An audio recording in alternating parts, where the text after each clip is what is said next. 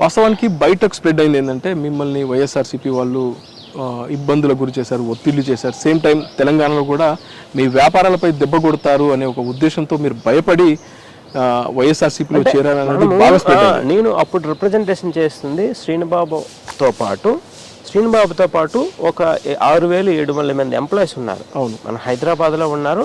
అప్పటికప్పుడే విశాఖపట్నంలో కూడా స్టార్ట్ చేసాం, ఢిల్లీ, చెన్నైలో కూడా ఉన్నాం. కానీ హైదరాబాద్లో మన ప్రెజెన్స్ ఎక్కువ. ఇక్కడ కూడా గవర్నమెంట్తో కొంతవరకు సత్సంబాలు ఉండే మనకి.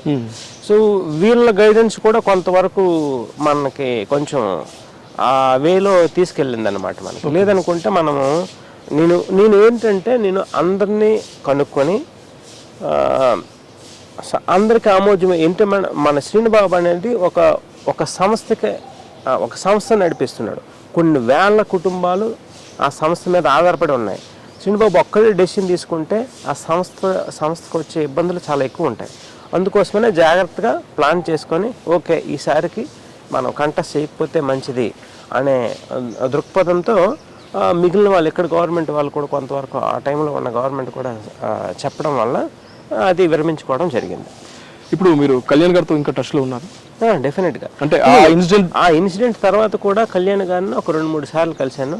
కళ్యాణ్ గారిని నేను ఎప్పుడు కలిసినా మేము కనీసం ఒక 3-4 గంటలు మాట్లాడుకుంటాం.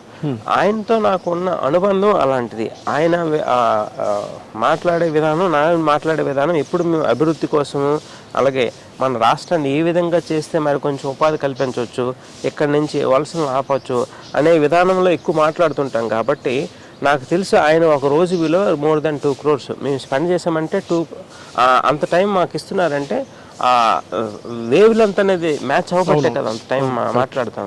సో దాని తర్వాత కూడా నేను 2-3 సార్లు కలిశాను.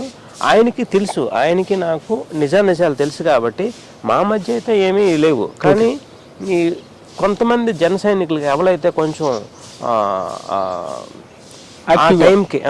ఆ టైంకి ఏం చేయాలో తెలియక వాళ్ళు కొన్ని కామెంట్స్ చేయడం వల్ల కొంత నెగిటివిటీ వచ్చింది. కానీ ఆ నెగిటివిటీకి ఎక్కడ నేను వెంటనే వీడియో అయితే ఒకటి రిలీజ్ చేశాను ఇది.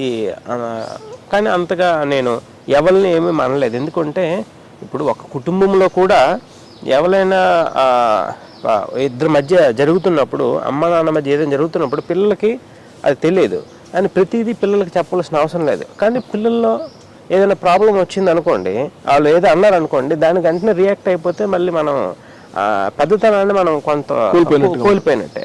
అందుకోసమే నేను అంత రియాక్ట్ కాలేదు. కానీ వాళ్ళు కూడా తర్వాత రియలైజ్ అయ్యారు ఏం జరిగిందన్నది.